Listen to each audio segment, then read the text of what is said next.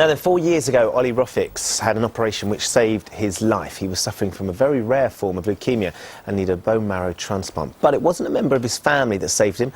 He was a complete stranger. The moment Ollie Rofix met the stranger who saved his life. Pleased to be of assistance. I really am. Thank you so much. That's quite all right, any time.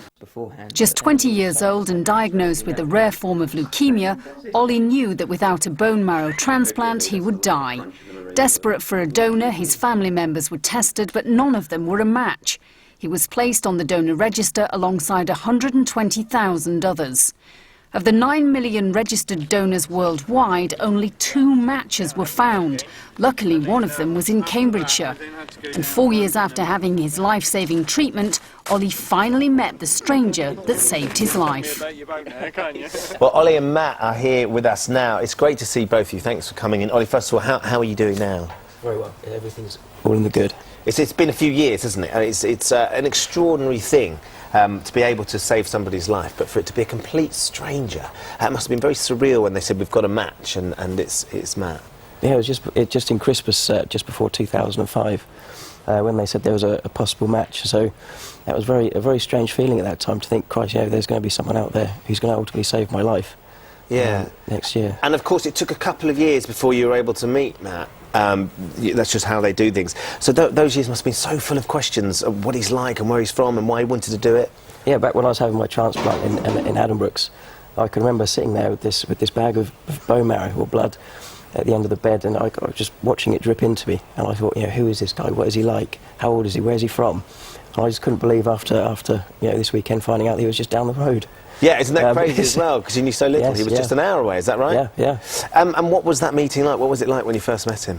For me, it was mixed emotions, really, because I started to remember the time when I was ill.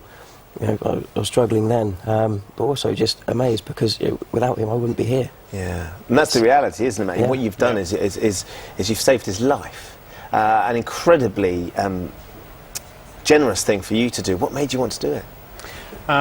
There was a young lady who lived near me who needed a bone marrow donor, and she couldn't get one, and she actually died, leaving the young family, and that's what made me join the register in the first place, which was back in 1995.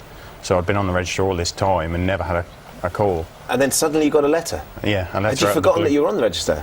Yes, you do. It's just one of them things you do, you forget all about it, and then all of a sudden this letter drops on your map and you think, oh, crikey. Yeah, what am I going to do here? And what was the procedure like? Because we understand that it's quite painful. It's not something you go into without thinking very carefully about.